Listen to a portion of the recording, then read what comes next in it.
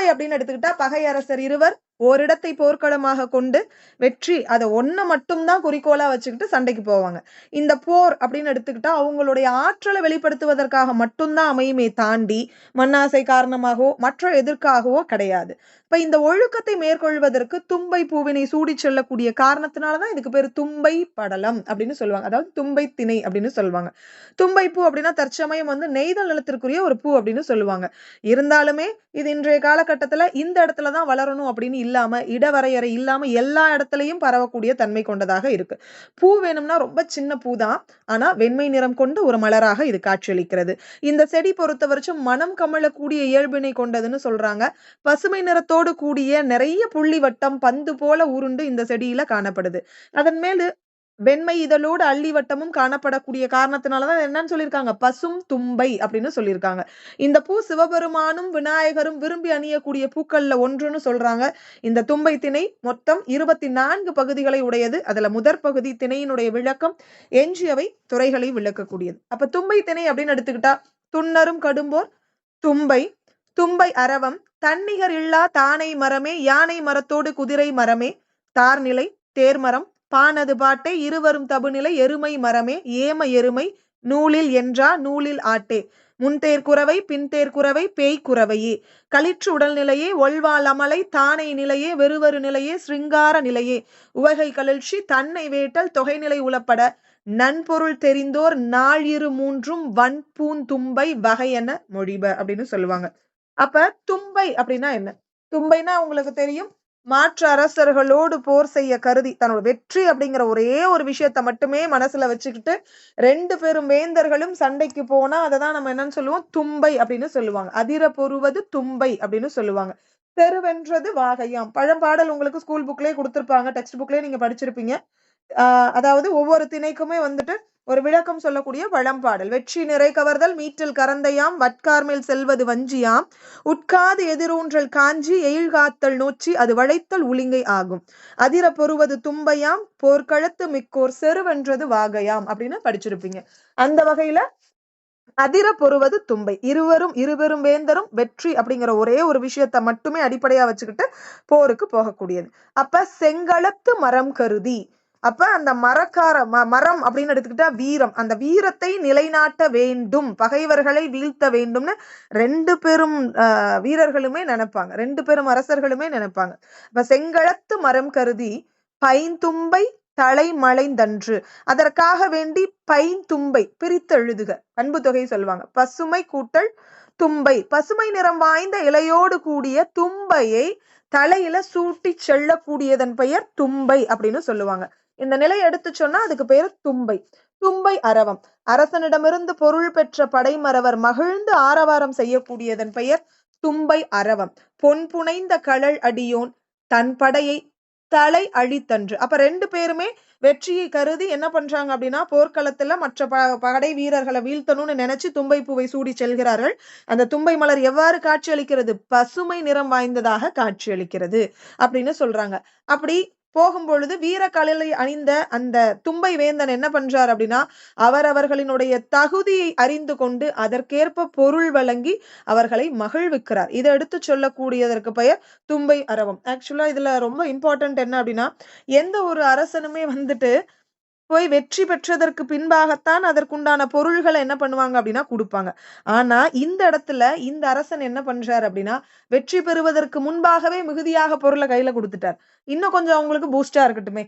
இப்ப நீங்க போய் ரிசல்ட் எடுத்து கொடுத்தா, உங்க ஸ்கூல்ல எல்லாம் போய் உங்களுக்கு சொல்லியிருப்பாங்க, ரிசல்ட் எடுத்து கொடுத்தா உங்களுக்கு ஒரு தங்க மோதிரம் அல்லது ஒரு மாத சம்பளம் உங்களுக்கு இலவசமாக வழங்கப்படும், உங்களுக்கு கொடுப்பாங்க அப்படின்னு சொல்லியிருப்பாங்க. ஆனா நீங்க செய்யறதுக்கு முன்னாடி அதுக்காக நம்ம ஓடக்கூடியது 1 மடங்கு அப்படின்னா, முன்னாடியே உங்களுக்கு 1 பவுனோ அல்லது 2 பவுனோ உங்க கையில கொடுத்துட்டு கண்டிப்பா நீங்க வாங்கிருவீங்கன்னு எனக்கு நம்பிக்கை இருக்கு அப்படின்னு சொல்லக்கூடிய பட்சத்துக்கு உங்களுடைய வேகம் எவ்வாறு இருக்கும்?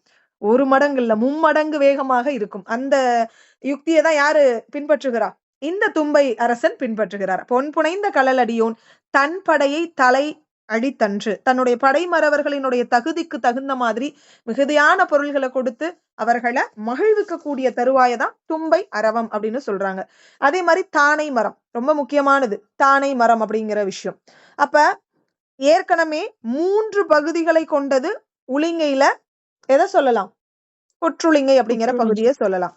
அதே மாதிரி இந்த இடத்துல தானை மரம் அப்படிங்கிற பகுதியும் 3 பகுதிகளை கொண்டது.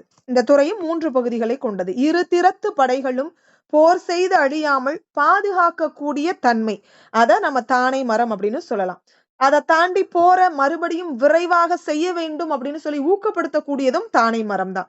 வேற்படை மறவர்களினுடைய சிறப்பை எடுத்து சொன்னாலும் அதுவும் தானை மரம் தான்.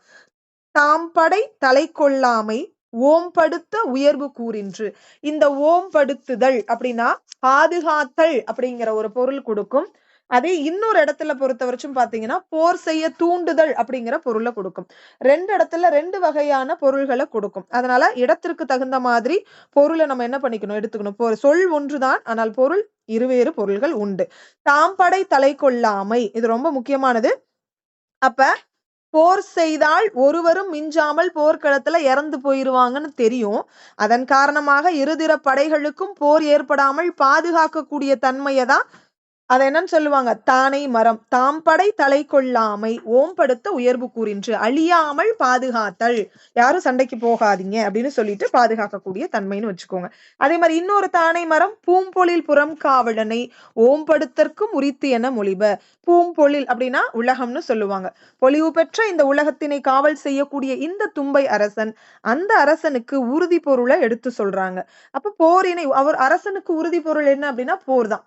அப்ப அந்த வீரம் தான். அப்ப அந்த போரை விரைவாக செய்ய வேண்டும்னு அந்த அரசனுக்கு எடுத்து சொல்லக்கூடியது தானை மரம். ஏற்கனவே இருதிற படைகளும் சரிசமமான ஆற்றல் பெற்றது. அதனால அது இறந்து படக்கூடாதுங்கிறதுக்காக என்ன பண்றாங்க அப்படின்னா அதை பாதுகாக்கிறது, போரை தடுக்கிறது, போர் ஏற்படாமல் பாதுகாக்கக்கூடிய தன்மை.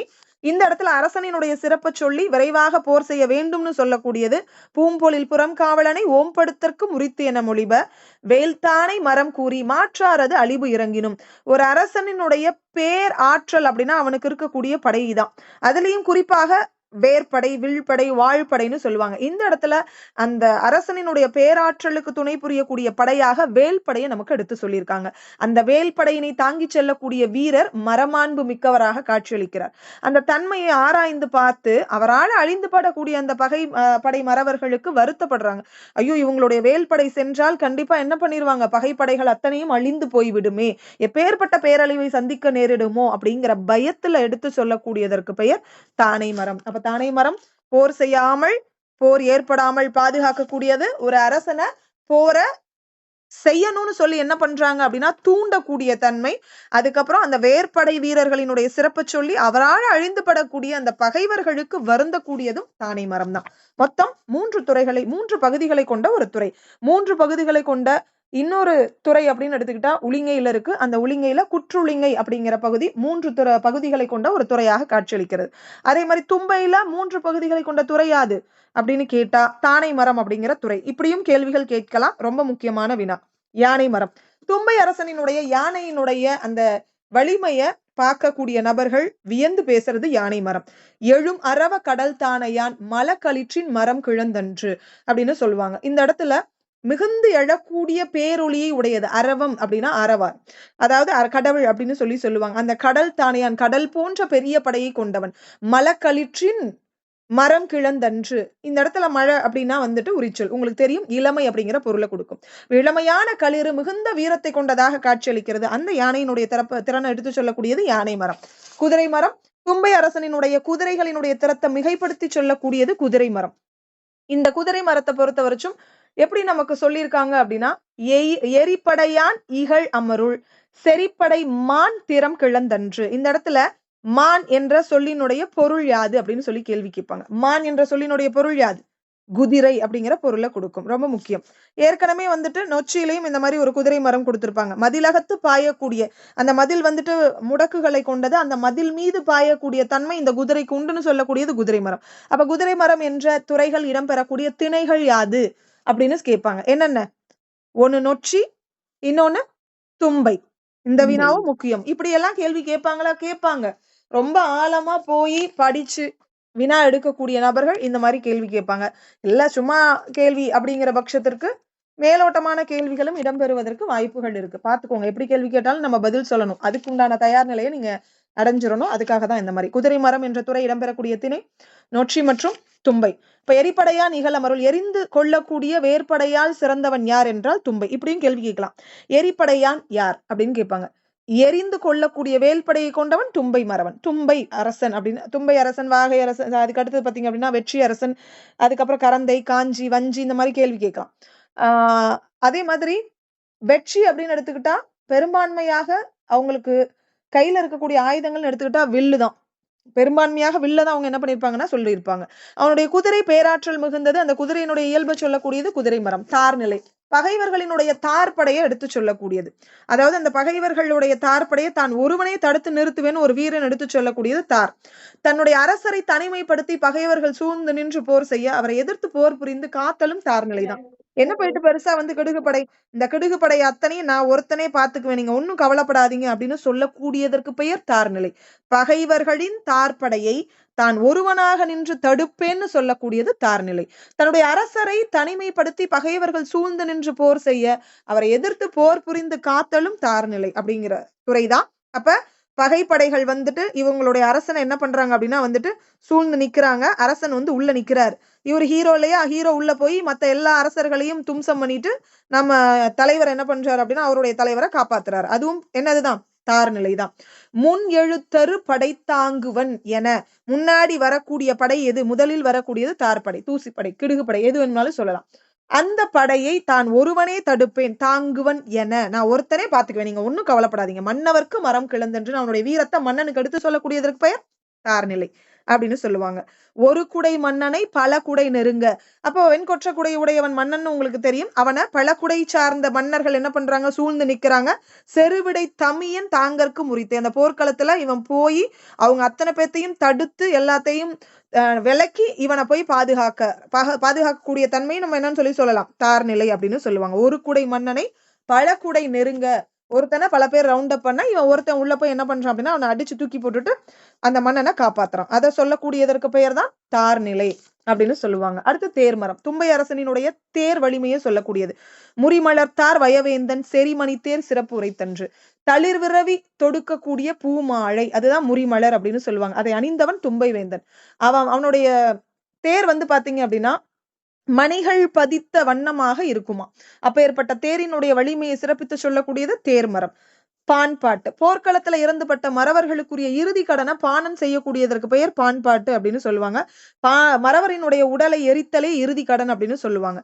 ஏன்னா ஒரு காலகட்டத்துல எதுக்கு போய் பாணன் போய் அந்த மறவனினுடைய உடலை வந்து எரிக்கணும்? அந்த பாணனை ஒரு காலத்துல அந்த மறவன் என்ன பண்ணுவான் அப்படின்னா பொருள் கொடுத்து ஆதரிச்சிருப்பான். அப்ப அவன் இறந்து போனதுக்கு அப்புறம் அவனுடைய உடலை இறுதி சடங்கு செய்யற கூடிய கடமையில இவன் இருப்பான். வருத்தப்பட்டு போய் அந்த வேலையை செஞ்சுட்டு வருவான். வெண்கோட்ட களிர் எரிந்து வெண்மையான அந்த தந்தத்தினை கொண்ட ஆண் யானையை வெட்டியவன் தான் இந்த தும்பை மறவன். அவன் அந்த பகைவர்களாலேயே வெட்டி அந்த போர்க்களத்திலேயே அவன் என்ன பண்ணிடுறான்? வெட்டுப்பட்டு இறந்து போயிடறான். அவனுடைய உடலுக்கு இந்த யாழிசையில கை தேர்ந்த பாணர்கள் என்ன பண்றாங்க அப்படின்னா இறுதி கடனை செலுத்துறாங்க. வெண்கோட்ட களிர் எரிந்து செங்கழத்து வீழ்ந்தார்க்கு கைவல்யாழ் பாணர் கடன் இருத்தன்று அப்படின்னு சொல்லுவாங்க. யாழிசையில் கை தேர்ந்த பாணர்கள் இறுதி கடனை செலுத்துதல் அப்படின்னு சொல்லுவாங்க. இருவரும் தபு நிலை. இது ரொம்ப முக்கியம். தபு என்ற சொல்லினுடைய பொருள் யாது? இரத்தல் அப்படிங்கிற பொருள் உண்டு. இது ரொம்ப முக்கியம். தொல்காப்பியத்துல இந்த கேள்வியை நீங்க படிப்பீங்க. போர்க்களத்துல இருதிர படைகளோடு அரசரும் சேர்ந்து இறந்து போறதுக்கு பேர் இருவரும் தபுநிலை.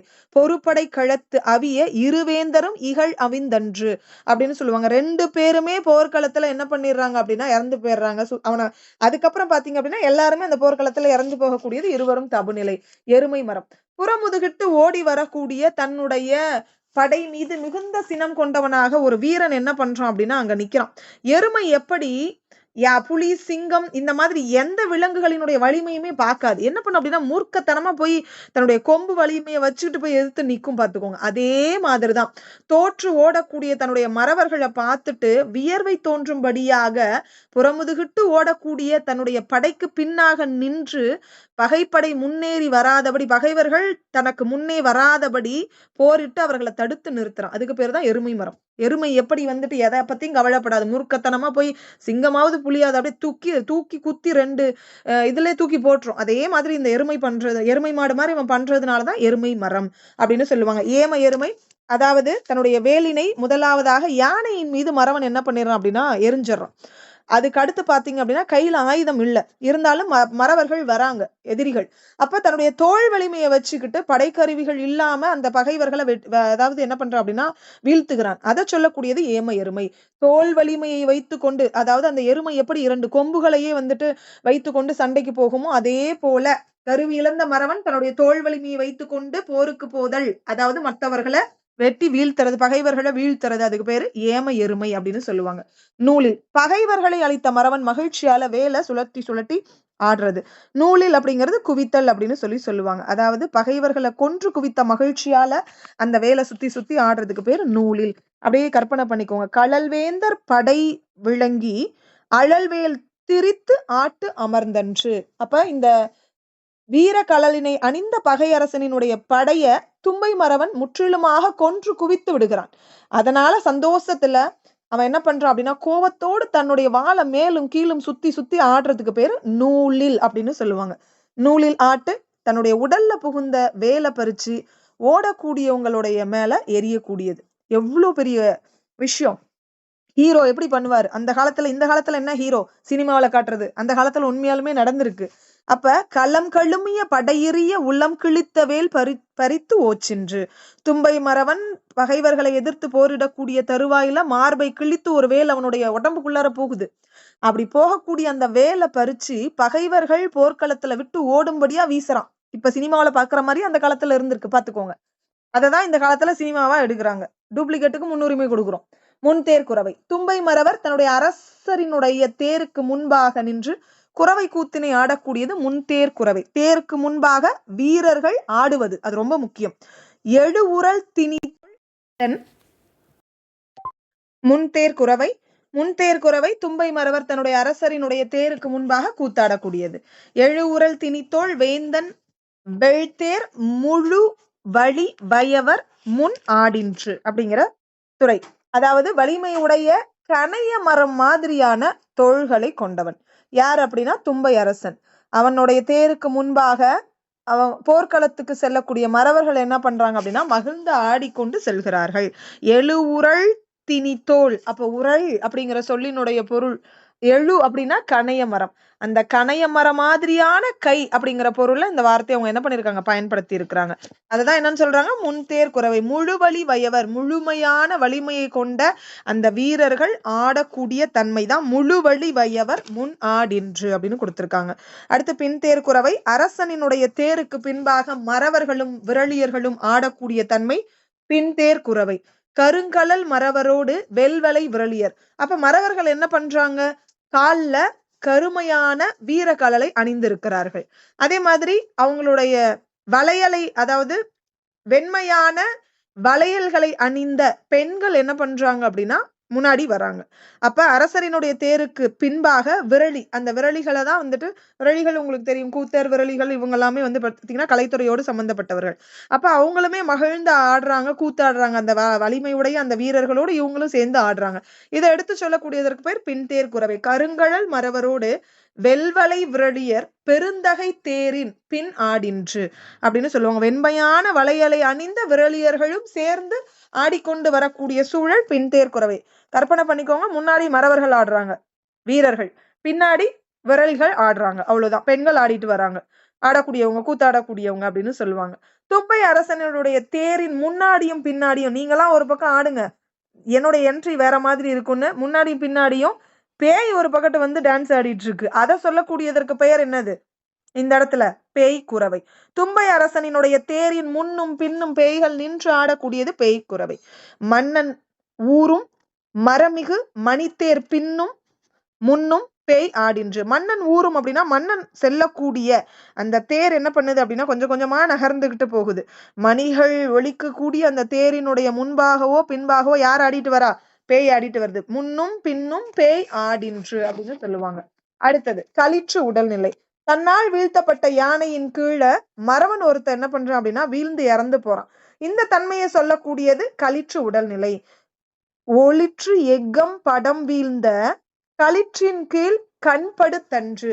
மறவன் ஒருவன் தன்னுடைய வேற்படையால ஒரு யானையை, பெரிய யானை என்ன பண்ணிடுறான் அப்படின்னா வந்து வீழ்த்திடுறான். அந்த யானை கீழே விழும் பொழுது இவன் மேலேயே விழுந்துருது. அப்ப இவனும் சேர்த்து இறந்து போயிடுறான். இத சொல்லக்கூடியது களிற்று உடன்நிலை. அதாவது களிறு கூட்டல் உடன் கூட்டல் நிலை அப்படின்னு சொல்லுவாங்க. பிரிச்சு உங்களுக்கு கொடுத்திருப்பாங்க. களிற்று உடன்நிலைனா என்ன? அந்த யானையோடு சேர்ந்து இவனும் என்ன பண்ணிடுறான், சொர்க்கத்துக்கு போறதுக்கு பேர் தான் களிற்று உடன்நிலை. ஒளிற்று எக்கம் படம் வீழ்ந்த, ரொம்ப முக்கியமான வினா இது. மறவன் ஒளிரக்கூடிய எக்கம்னா வேல், அந்த வேலால யானைய வீழ்த்துறான். அப்படி வீழ்த்தும் போது அந்த மறவனின் மேல அந்த யானையும் என்ன பண்ணுது, விழுகுது. அவனும் அந்த யானை விழுந்து ஸ்பாட்ல என்ன பண்ணிடுறான், அதே இடத்துல இறந்து போகக்கூடிய தன்மை, களிற்று உடல்நிலை. ஒல்வால் அமலை, இது ரொம்ப முக்கியம். இது நிறைய இடத்துல உங்களுக்கு கேட்கக்கூடிய கேள்வி. இதெல்லாம் ரொம்ப முக்கியமானது. இதுல இருந்து எல்லாம் கேள்வி கேட்பாங்களா? கண்டிப்பா கேட்பாங்க. ஒல்வால் அமலை அப்படின்னா இது எந்த துறைக்கு, எந்த திணைக்கு கீழே வரும்னு கேட்பாங்க. இன்னொன்னு, இதுல போரில் இறந்த பகையரசனை சூழ்ந்து நின்று தும்பை மறவர்கள் தன்னுடைய வாளை வீசி ஆடக்கூடியதன் பெயர் யாதுன்னு கேட்பாங்க. ஒல்வால் அமலை, இந்த கொஸ்டின் ரொம்ப முக்கியம். நாடகம் உட்பட எல்லா இடங்கள்லயும் இந்த துறை உங்களுக்கு இடம்பெறும். அதனால இந்த இடத்துல ஸ்ட்ராங்கா படிச்சுக்கோங்க. நாடகம் நடத்தும் பொழுது கண்டிப்பா அதையும் நான் கேட்பேன். போரில் இறந்த, இதெல்லாம் நாடகத்திற்கு அறிகுறி அப்படின்னு சொல்லுவாங்க. போரில் இறந்த பகையரசனை, போர்ல வந்துட்டு பகையரசன் என்ன பண்ணிடுறாரு, இறந்து கீழே கிடக்குறாரு. அவரை சுத்தி வாழை வச்சுக்கிட்டு முன்னும் பின்னும் எல்லாரும் என்ன பண்றாங்க அப்படின்னா சொல்லட்டி கூத்து ஆடுறாங்க. இதை சொல்லக்கூடியதற்கு பேர் ஒல்வால் அமலை. வாளை ஏந்தி ஆடுதல். வலிக்கெழுத்தோள் வாழ் வையவர் ஒலிக்கழலான் உடன் ஆடின்று அப்படின்னு சொல்லுவாங்க. அப்ப வீரக்கழலை உடைய அந்த பகையரசன் போர்க்களத்துல இறந்து போயிட்டான். அதுக்காக வேண்டி வலிமை பொருந்திய தோலை உடைய அந்த தும்பை மறவர்கள் வாளேந்தி ஆடுறாங்க. வாழ்வையவர் ஒலிக்கழலான் உடன் ஆடின்று, அவங்கள சுத்தி அவங்க என்ன பண்றாங்க, அந்த வாழை வச்சுக்கிட்டு ஆடுறாங்க. ரொம்ப முக்கியமான விஷயம் இது, பாத்துக்கோங்க. குருதி புனல் சூழ்ந்த அந்த போர்க்களத்துல மறவர்கள் தன்னுடைய வாளை சுத்தி ஆடினதுனாலதான் இதுக்கு பேர் ஒல்வால் அமலை. தானே நிலை. தானேன்னா படை, உங்களுக்கு தெரியும். இரு பக்கத்து மறவர்களும் தன்னுடைய புகழ பேசும்படி மறவன் ஒருவன் என்ன பண்றான், மேம்பட்டு நிக்கிறான். எதிரி படை கூட இவனை வந்து புகழ்ந்து பேசுது. அப்பேற்பட்ட திறமை மிகுந்த ஒரு வீரனாக காட்சியளிக்கக்கூடியவனுடைய நிலையை சொல்லக்கூடியதற்கு பெயர் தானை நிலை அப்படிங்கிற துறை. ரொம்ப முக்கியமான துறை இந்த துறையுமே. இருபடையும் மரம் பழிச்ச, ரெண்டு பேரும். ஏன்னா ஒருத்தர் சொல்லலாம், இப்ப நம்ம படையை சார்ந்த நபர்கள் நம்மளுடைய வீரத்தை பத்தி பேசலாம். ஆனா எதிரி படையும் சேர்ந்து பேசுதுன்னா அவன் எப்பேற்பட்ட வீரனாக இருப்பான். இப்ப இருபடையும் மரம் பழிச்ச, இவனுடைய வீரத்தை பத்தி புகழ்ந்து பேச பொருட்களத்து பொலிவு எய்தின்று அப்படின்னு சொல்லுவாங்க. அப்ப போர்க்களத்துல மேம்பட்டு நின்றவனினுடைய சிறப்பு, அதை எடுத்து சொல்லக்கூடியது தானை நிலை. வெறுவரும் நிலை. ரொம்ப முக்கியமான வினா. பீஷ்மரை பத்தி சொல்லலாம். பீஷ்மர் எப்படி வந்துட்டு அம்பு படுக்கையில படுப்பாரு, கீழே வர விழாம அந்த அம்புகள் வர என்ன பண்ணிட்டு இருக்கோம் அப்படின்னா தாங்கிட்டு இருக்கும். அதே மாதிரிதான் அஞ்சத்தக்க ஒரு அருமைப்பாடு வாய்ந்த ஒரு நிலை. குத்துயிரும் கொலையுருமா அந்த நிறைய அம்புகள் வந்து அவன் மேல குத்திருச்சு. ஆனா அவனை கீழே விழாத வண்ணம் அந்த அம்புகள் என்ன பண்ணுது அப்படின்னா அவனை தாங்கி நிக்குது. ஒருத்தனுடைய உடலை துளைத்த அம்புகள் அவனை நிலத்தில் விழாதபடி தடுத்து நிற்கக்கூடிய தன்மை வெறுவரும் நிலை அப்படின்னு சொல்லுவாங்க. வெறுவு கூட்டல் அருமை கூட்டல் நிலை பிரித்தெழுத கூட கேட்கலாம். விலங்கு அமருள் வியல் அகலம் வில் உதைத்த கனை கிழிப்ப நிலம் தீண்டா வகை பொழிந்த நெடுந்தகை நிலை உரைத்தன்று. அப்ப இந்த பகைவர்களினுடைய படைய எதிர்த்து போர் செய்யக்கூடிய இந்த மறவன் பகைவர்கள் செலுத்திய அந்த அம்புகள் அத்தனையுமே விலங்கு அமருள் வியல் அகலம் வில் உதைத்த அதாவது கனை கிழிப்பு, அந்த பகைவர்கள் செலுத்திய அந்த அம்புகள்ல இருந்து புறப்பட்ட அந்த அம்புகள் என்ன பண்ணுது அப்படின்னா, வில்லிலிருந்து புறப்பட்ட அந்த அம்புகள் அத்தனையும் அந்த மறவனினுடைய மார்பை போய் பிளந்து உள்ள போகுது. அதான் வில் உதைத்த கனை கிழிப்ப அப்படின்னு சொல்றாங்க. அதுக்கப்புறம் நிலை தவறி கீழே விழுந்த மறவனினுடைய உடலை என்ன பண்ணுது, அந்த அம்புகள் தாங்கி நிக்குது. நிலத்தை தீண்டாத வண்ணம். அதான் நிலம் தீண்டா வகை பொழிந்த நெடுந்தகை நிலை உரைத்தன்று. அப்பேற்பட்ட நிலையை சிறப்பித்து சொல்லக்கூடியதான் வெறுவரு நிலை அப்படின்னு சொல்லுவாங்க. அப்ப சிருங்கார நிலை. சிருங்காரம் அப்படின்னா என்ன? அதாவது இந்த இடத்துல சிருங்காரம் அப்படின்னா அன்பு, அப்படி காமம் அப்படின்னு சொல்லு. போர்க்களத்துல இறந்து கிடக்கக்கூடிய அந்த மறவனினுடைய உடலை அவனுடைய மனைவி அதாவது தழுவி அழுது நிற்கக்கூடிய தன்மை. பகைவர்களும் போற்றக்கூடிய மரமாண்பினை கொண்ட ஒரு மறவனாக காட்சியளித்தவன் இந்த தும்பை மறவன். போர்க்களத்துல இறந்து போயிடுறான். அவனுடைய மனைவி என்ன பண்றா அப்படின்னா உரிமை மகளிர்னு சொல்லுவாங்க. ஏன்னா வந்து மனைவி போர்க்களத்துக்கு வரமாட்டா, உரிமை மகளிர் தான் வருவாங்க. ஆற தழுவுறாங்க. அதை சொல்லக்கூடியது சிருங்கார நிலை. பகை புகழ கிடந்தானை, பகைவர்களும் போற்றக்கூடிய தன்மையில போர் புரிந்திருக்கிறான். எப்பேற்பட்ட வீரன் இவன், இறந்து போயிட்டானேன்னு பகைவர்களே வருத்துறாங்களாம். வருந்தக்கூடிய அளவுக்கு சிறப்புமிக்க அந்த வீரனை அந்த உரிமை மகளிர்கள் ஆற தழுவுதல் சிருங்கார நிலை. பகை புகழ கிடந்தானை முகை முறுவழார் முயக்கு அமர்ந்தன்று அப்படின்னு சொல்லுவாங்க. அடுத்தது உவகை கழுழ்ச்சி. விழுப்புண் பட்டு இறந்த கணவனை கண்டு அவனுடைய மனைவி மகிழ்ந்து கண்ணீர் சிந்துறா. அப்ப போர்க்களத்துல வாழ் அழுந்தியதனால பெரிய புண் அவனுக்கு பட்டு இறந்து போயிடுறான். வாழ்வாய்த்த வடு ஆள் யாக்கை அப்படின்னு சொல்லுவாங்க. அந்த வாழ் ஆழமா உள்ள போய் அவனுடைய உடம்ப துளைத்து அதனால அந்த வீரன் இறந்து போயிருக்கான். கேள்கண்டு அதை கேட்டு ஆனந்த கண்ணீர் வடிக்கிறாளாம். என்னுடைய கணவன் போர்க்களத்தில் இறந்து விட்டாரா, ஐயோ மிகுந்த மகிழ்ச்சி அப்படின்னு சொல்லிட்டு. அது எப்படி, அதாவது வாழ்பட்டு இறந்திருக்கான், விழுப்புண்பட்டு இறந்த செய்தியை கேட்டு ஆனந்தத்துல மகிழ்ச்சி அடைந்து கண்ணீர் சிந்துகிறாள். வாழ்வாய்த்த வடு ஆள் யாக்கை கேள்கண்டு கழுந்து உவந்தன்று. என்னுடைய வீரன், என்னுடைய கணவன் வீரன், அதாவது புறமுதுகிட்டு காட்டாம என்ன பண்ணிருக்கிறாரு, வாழ்பட்டு இறந்து போயிருக்கிறாரு அப்படின்னு சொல்லிட்டு சந்தோஷப்படுறது உவகை கழுழ்ச்சி. தன்னை வேட்டல். தன் அரசன் போர்க்களத்துல இறந்ததை கேட்ட மறவன் அந்த களத்துல தன்னுடைய உயிரை விட்டுறது. ஐயோ என்னுடைய அரசன் இல்ல, இனிமேல் நான் என்ன பண்ண போறேன் அப்படின்னு உயிரை விடுறதுக்கு பேரு தன்னை வேட்டல். தம் இறைவன் விசும்பு அடைந்து, அதாவது தன்னுடைய இறைவன் அப்படின்னா அரசன் போர்க்களத்துல விழுப்புண் பட்டு விண்ணுலகத்துக்கு போயிட்டாருன்னு தெரிஞ்ச உடனே வெம்முரனான். அப்ப வெம்முரனான்னா யாரு, தும்பை மறவன் என்ன பண்றான் அப்படின்னா உயிர் வேட்டன்று. அவனுடைய உயிரை அந்த இடத்துல பொறுக்க முடியாம போர்க்களத்திலே விட்டுறது தன்னை வேட்டல் அப்படின்னு சொல்லுவாங்க. அடுத்து இன்னொரு தன்னை வேட்டல். காய்கதிர் நெடுவேல் கணவனை காணிய ஆயிலை சேரலும் அத்துறையாகும். களத்துல இருந்த கணவனை பாக்குறதுக்கு மனைவி ஓடி வரதுமே என்னது, தன்னை வேற்றல் அப்படின்னு சொல்லுவாங்க. காய்கதிர் நெடுவேல், சுட்டெரிக்க கூடிய ஒளியை கொண்ட பெரிய வாழை கொண்டவன் தும்பை மறவன். அப்பேற்பட்ட தும்பை மறவன் போர்க்களத்துல இறந்து கிடக்குறான். அவனை பாக்குறதுக்காக வேண்டி அழகான அந்த அணிகலன்களை அணிந்த மனைவி என்ன பண்றா அப்படின்னா அந்த போர்க்களத்துக்கு ஓடி வரா. இத சொல்லக்கூடியது தன்னை வேட்டல். காய்கதிர் நெடுவேல் கணவனை காணிய ஆயிலை சேரலும் அத்துறை ஆகும் அப்படின்னு சொல்றாங்க. கடைசியா தொகை நிலை. தொகை நிலைனா என்ன, ஏற்கனவே ஒரு தொகை நிலை படிச்சிருப்பீங்க. எங்க படிச்சிருப்பீங்க, ஒழுங்கையில. அப்ப அந்த இடத்துல தொகை நிலைனா என்ன, அனைத்து நாட்டு அரசர்களும் உளிங்கை அரசனினுடைய காலில் விழுந்து வணங்குறது. அதாவது உளிங்கை அரசனுக்கு அடிபணிதல் அப்படின்னு சொல்லுவாங்க. அததான் தொகை நிலை அப்படின்னு படிச்சிருப்பீங்க. இந்த இடத்துல தும்பையில தொகை நிலை அப்படின்னு எடுத்துக்கிட்டா இரு நாட்டு அரசர்களும் இறந்துபட அவர்களோடு போர் புரிந்த மற்ற மறவர்களும் என்ன பண்ணிடுறாங்க அப்படின்னா இறந்து போறது. அதுவுமே தொகை நிலைதான். அழிவின்று புகழ் நெறி ஒளிவின்று களத்து ஒளிந்தன்று. ஃபர்ஸ்ட் வேந்தர்கள் போர் செய்து அழிந்து போகிறார்கள். அவர்களோடு மறவர்களும் ஒருவரும் தப்பாம போர்க்களத்துல இறந்து போகக்கூடியது. இது எல்லாமே என்னன்னு சொல்லுவாங்க, தொகை நிலை அப்படின்னு சொல்லுவாங்க. மொத்தம் எத்தனை துறைகள், 23 துறைகளை கொண்டது. சரிங்களா? சரி. துன்னரும் தும்பை.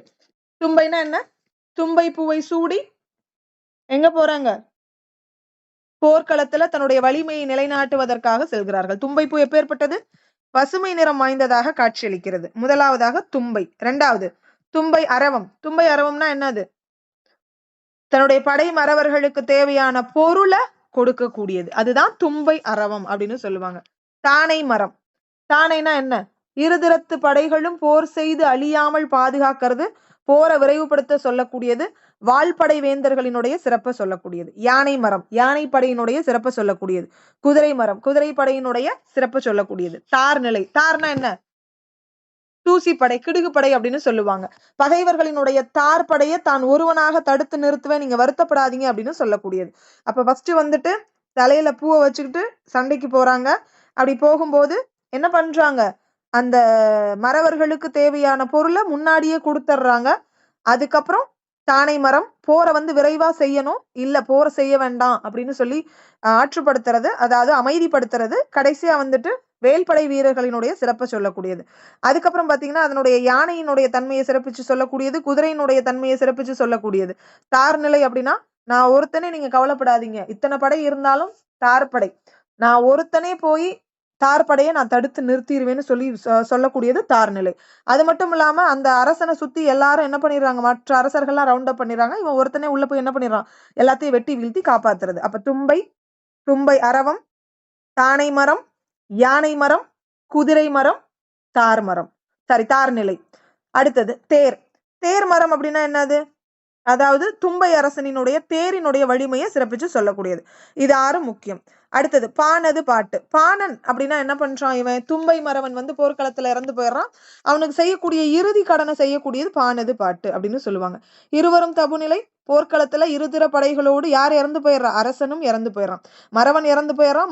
மறவனுக்கு வந்துட்டு கடைசி கடமையை செய்யக்கூடியது பானது பாட்டு. 2 அரசர்களும் இறந்து போகக்கூடிய செய்தியை சொல்லக்கூடியது இருவரும் தபுநிலை அப்படின்னு சொல்லுவாங்க. எருமை மரம். எப்படி எருமை மாடு மூர்க்கத்தனமாக சிங்கம் புலி எதையுமே பார்க்காம சண்டை போடுமோ அதே போல இந்த வீரனும் என்ன பண்றான் அப்படின்னா புறமுதுகிட்டு ஓடி வரக்கூடிய தன்னுடைய படைக்கு பின்னால இருந்து எல்லாத்தையும் எதிர்த்து வரக்கூடிய படை மறவர்களை என்ன பண்றான்? வெட்டி வீழ்த்துறான். எருமை அந்த கொம்பை வச்சுக்கிட்டு எருமை மாடு எப்படி மூர்க்கத்தனமா சண்டை போடுமோ அதே மாதிரி வாள் இல்லாம வாளை எங்க தூக்கி போட்டுட்டான்? யானையின் மீது எரிஞ்சுட்டான். அப்ப அந்த வேல் இல்லாம, வாள் கிடையாது வேல் இல்லாம தன்னுடைய அந்த 2 தோள்களை மட்டுமே வந்து அடிப்படையா வச்சுக்கிட்டு சண்டைக்கு போறான். நூலில் என்றால் என்ன? பகைவர்களை அளித்த மறவன் மகிழ்ச்சியால அந்த வேலை சுழற்றி சுழற்றி ஆடக்கூடிய தன்மை நூலில் ஆட்டு. பயந்து ஓடக்கூடியவங்க மேல தன்னுடைய உடம்புல இருந்த வாளை பறிச்சு, அதாவது அந்த வாள், அதாவது வேல் இருக்குல்லையா, குத்தி உள்ளார போன அந்த வேலை பிடுங்கி அவங்க மேல வீசுறது. அதுக்கு பேரு நூலில் ஆட்டு. நூலில்னா என்ன அர்த்தம்? அந்த மறவன் பகைவர்களை அழித்து அந்த மகிழ்ச்சியில கோவத்தோடு அந்த வேலை சுத்தி ஆடுறது. நூலில் ஆட்டு அப்படின்னா பயந்து ஓடக்கூடியவங்க மேல தன்னுடைய அந்த வேலை பிடுங்கி அவன் மேல வீசுறது. முன்தேர் குறவை. தேருக்கு முன்பாக யாரு டான்ஸ் ஆடுறா? மறவர்கள் டான்ஸ் ஆடுறது. பின்தேர் குறவை யாரு டான்ஸ் ஆடுவா? விரலிகள் டான்ஸ் ஆடுறது. விரலிகள் எப்பேற்பட்டவர்கள்? வெண்மையான வளையல்கள் அணிந்தவர்கள். பேய் குறவை. முன்னுக்கும் பின்னாடிக்கும் நீ என்ன டான்ஸ் ஆடுற, நான் ஆடுறேன்னு யார் வந்து டான்ஸ் ஆடுறது? பேய் டான்ஸ் ஆடுறது. களிற்றுடல் நிலை. களிர அதாவது யானை என்ன பண்றான்? ஒரு வீரன் வெட்டி வீழ்த்துறான். அப்படி வீழ்த்தப்பட்ட யானை என்ன பண்ணுது? கீழே விழும் பொழுது அவனையும் சேர்த்து அழுத்திடுது. அவனும் இறந்து போயிடறான். அதுக்கு பேர் என்னது? களிற்று உடல் நிலை. ஒல்வால் அமலைனா இறந்துபட்ட அந்த அரசனை சுத்தி வீரர்கள் அத்தனை பேரும் வாளை ஏந்தி சுழற்றி சுழற்றி ஆடக்கூடியது ஒல்வால் அமலை அப்படின்னு சொல்லுவாங்க. புரியுதா? யாருக்காவது புரியாம இருக்கா? சரி, வரிசைப்படுத்தி சொல்ல சொன்னா கண்டிப்பா நீங்க என்ன பண்ணணும்? சொல்லணும். தானே நிலை. இரு பக்கத்து மறவர்களும் தன்னுடைய புகழ பேசும்படி மறவன் ஒருவன் என்ன பண்றான் அப்படின்னா மேம்பட்டு நிற்கிறான். அதை எடுத்து சொல்லக்கூடியது தானே நிலை. வெறுவரும் நிலை, அதாவது அஞ்சத்தக்க நிலை. அதாவது அந்த அம்புகள் வந்துட்டு என்ன பண்ணுது அப்படின்னா பூமியை தரையில தொடாத வண்ணம் அந்த வீரனை பாதுகாக்கக்கூடிய தன்மை வெறுவரும் நிலை. சிங்கார நிலை. உரிமை மகளிர் வந்துட்டு போர்க்களத்துல அந்த வீரனை தூக்கி தழுவி நிற்கக்கூடிய தன்மை. உவகை கழுழ்ச்சி, அதாவது அந்த வாளால் வெட்டப்பட்ட புண்ணால தன்னுடைய கணவன் இறந்து போயிருக்கிறாருன்னு நினைச்சு ஆனந்த கண்ணீர் விடுறது. தன்னை வேட்டல். அரசன் போர்க்களத்துல இறந்து பட்டான் அப்படிங்கிற செய்தியை கேட்ட உடனே மறவன் என்ன பண்ணிடுறான்? தன்னுடைய உயிரை விட்டுறான். களத்துல இறந்த கணவனை பார்க்கறதுக்காக வேண்டி அவனுடைய மனைவி ஓடி வரா. அதுவும் தன்னை வேட்டல் தான். தொகை நிலை. இரு நாட்டு அரசர்களும் இறந்துபட அவங்களுடைய போர் மறவர்கள் தொடர்ந்து போர் செய்து மறுபடியும் இறக்கக்கூடியது. ஆக மொத்தம் எல்லாருமே சேர்ந்து இறக்கக்கூடியதுக்கு பெயர் என்னது? தொகை நிலை. அததான் துன்னரும் கடும்போர். தும்பை அரவம். தன்னிகரில்லா தானை மரம், யானை மரம், குதிரை மரம், தார்நிலை, தேர்மரம். அடுத்து பானது பாட்டு. இருவரும் தபுநிலை. எருமை மரமே ஏம எருமை. நூலில் என்றா நூலிலாட்டு. முன்தேர் குறவை, பின்தேர் குறவை, பேய் குறவை, களிற்று உடல்நிலை, ஒல்வால் அமலை. பேய் குறவையோட நிறுத்திக்கோங்க. இது எப்படி நீங்க பிரிச்சு படிக்கணும் அப்படின்னா தும்பை ஃபர்ஸ்ட். தும்பை அரவம். தானை மரம், யானை மரம், குதிரை மரம், தார்நிலை, தேர்மரம். முடிஞ்சு போச்சு. அடுத்தது பானது பாட்டு. இருவரும் தபுநிலை. எருமை மரம், ஏம எருமை, நூலில் ஆட்டு. இந்த எருமை மரத்தோட நிறுத்திக்கோங்க. நூலில், அடுத்தது நூலில் ஆட்டு. முன்தேர் குறவை, பின்தேர் குறவை, பேய் குறவை. அதுக்கு அடுத்தது களிற்று உடல்நிலை, ஒல்வால் அமலை, தானை நிலை, வெறுவரு நிலை, சிருங்கார நிலை, ஓகை கழுழ்ச்சி, தன்னை வேட்டல், தொகை நிலை. இப்ப இது எல்லாத்தையும் சேர்த்து ஒரு வகையா நீங்க என்ன பண்ணிக்கோங்க? முன்தேர் குறவையில இருந்து படிச்சுக்கோங்க. இப்படி பிரிச்சு படிக்கும்போது உங்களுக்கு எளிமையா வந்துட்டு மனப்பாடமும் ஆகும். அந்த கதையும் உங்களுக்கு என்ன பண்ணும்?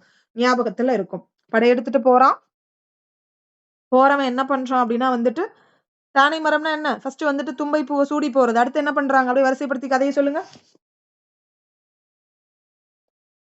யாராவது ஒருத்தவங்க கதை சொல்ல முடியுமா? சரி, நானே இந்த கதையை சொல்லி முடிச்சிடுறேன். ஃபர்ஸ்ட் என்ன பண்றாங்க? தும்பை பூவை சூடி படையெடுத்துட்டு போறாங்க. அதுக்கப்புறம் மறவர்களினுடைய வீரத்தை எடுத்து சொல்லக்கூடியது. அதாவது சீக்கிரமா வந்துட்டு போர் செய்யுங்க, போர் செய்ய வேணாம். அதுக்கப்புறம் வந்துட்டு அந்த வேல்படை வீரர்களினுடைய தன்மை. யானையை சிறப்பிச்சு சொல்றாங்க. அதுக்கடுத்தது குதிரையை சிறப்பிச்சு சொல்றாங்க. நான் ஒருத்தனே போய் எல்லாத்தையும் வெட்டி வீழ்த்தி விடுவேன், நீங்க ஒன்னும் கவலைப்படாதீங்கன்னு சொல்லிட்டு இருக்கும்போது என்ன பண்றாங்க? அவனை சுத்தி 10 பேர் ரவுண்ட் அப் பண்ணிடுறாங்க. இவன் ஓடி போய் அவங்கள பாதுகாக்கிறது. அவனுடைய தேரை சிறப்பா சொல்றது. பாணன் என்ன பண்றான்? இறந்து போகக்கூடிய ஒரு வீரனை தூக்கி அவனுக்கு அதாவது இறுதி கடன் செய்யறது. 2 அரசர்களும் போர்ல இறந்து போயிடுறது. சிங்கம் புலி அப்படின்னு எதையுமே பார்க்காம அந்த எரும மாடு எப்படி எதிர்த்து நிக்குமோ அதே மாதிரி இவன் என்ன பண்றான் அப்படின்னா எல்லா நபர்களையும், அதாவது புறமுதுகிட்டு ஓடி வரக்கூடிய நபர்களுக்கு பின்னாடி இருந்து எதிரி படைகளை வந்து என்ன பண்றான் அப்படின்னா வெட்டி வீழ்த்துறான். தன்னுடைய கையில இருக்கக்கூடிய ஆயுதத்தை கொண்டுட்டு போய் யார் மேல போட்டுறான்? யானை மேல போட்டுறான். கை வெறுங்கையா இருக்கு. இருந்தாலும் தன்னுடைய வாள் வலி, அதாவது தோல் வலிமையை வச்சுக்கிட்டு வரக்கூடிய நபர்களை வந்து எதிர்க்கிறான். நூலில், அதாவது வெற்றி பெற்ற அந்த சந்தோஷத்துல வேலையும் கிளையும் என்ன பண்றான் அப்படின்னா அந்த வேலை சுத்தி சுத்தி ஆடுறது. நூலில் ஆட்டு அப்படின்னா தன்னுடைய உடம்புல புகுந்த அந்த அதாவது அம்பு சொல்லக்கூடாது, இதுல வேலை பிடுங்கி மத்தவங்க மேல வீசுறது. தேருக்கு முன்பாக யார் கூத்தாடுறது? வீரர்கள். பின்பாக விரலிகள். முன்னும் பின்னுமாக பேய் கூத்தாடுது. ஒரு யானைய வெற்றா, அந்த யானைக்குள்ளாரே கீழே விழுந்து இவனும் செத்து போயிடுறான். உடனே வந்துட்டு அந்த அரசனை சுத்தி இருக்கக்கூடிய 10 நபர்களும் என்ன பண்றாங்க? வாளை சுழட்டி சுழட்டி ஆடுறாங்க. தானை நிலை அப்படின்னா என்ன அர்த்தம்? தானை நிலை என்றால் என்ன? 2 பக்கத்து மறவர்களும் தன்னுடைய புகழ பேசக்கூடிய அளவுக்கு சிறப்புற்று விளங்கக்கூடியது தானை நிலை அப்படின்னு சொல்லுவாங்க. அந்த போர்க்களத்துல அந்த அம்பு பட்டு கீழே விழாதபடி அந்த அம்பு தடுத்து நிற்கக்கூடியது வெறுவொரு நிலை. அதே மாதிரி உரிமை மகளிர் வந்து தழுவி கொள்ளக்கூடியது சிருங்கார நிலை. அதே மாதிரி போர்ல இறந்த கணவன் வந்து காயம் பட்டு வாளால் வீசப்பட்டு இறந்திருக்கான்னு கேட்டு ஆனந்த கண்ணீர் விடுறது. தன்னை வேற்றல். தன்னை வேட்டல்னா என்ன? இதுல தானை நிலை, தன்னை வேட்டல், இதுதான் வந்துட்டு நமக்கு அடிக்கடி மறக்கக்கூடிய பகுதி. அதனால அதை மட்டும் கொஞ்சம் என்ன பண்ணிக்கோங்க, நல்லா பாத்துக்கோங்க. தன்னை வேட்டல் அப்படின்னா என்ன? தன்னை வேட்டல்னா என்ன? தன்னுடைய அரசர் போர்க்களத்துல இறந்த செய்தியை கேட்டு வீரனும் என்ன பண்ணிடுறான் அப்படின்னா இறந்து போயிடுறான். இன்னொன்னு என்னது? தன்னுடைய கணவன் இறந்த செய்தியை கேட்டு மனைவி அந்த இடத்துக்கு வரதும் தன்னை வேட்டல் தான். அதாவது அரசன் செத்து போயிடுறான், மறவனும் செத்து போயிடுறான். கணவன் செத்து போயிடுறான், மனைவி அந்த இடத்துல அவனை பாக்குறதுக்கு வர, அதான் தன்னை வேட்டல். தொகைநிலை, அரசன் முதல்ல இறந்து போயிடுறான், அடுத்தது எல்லாரும் சண்டை போட்டுக்கிட்டு வீரர்களும் கடைசியா செத்து போயிடுறான். இதுதான் தும்பை திணை அப்படின்னு சொல்லுவாங்க. அதாவது தும்பை படலம். மொத்தம் எத்தனை துறைகள்? 23 துறைகள். ஒரு திணை 23 துறைகள் = 24. இதுல புரியாம இருக்கா யாருக்காவது?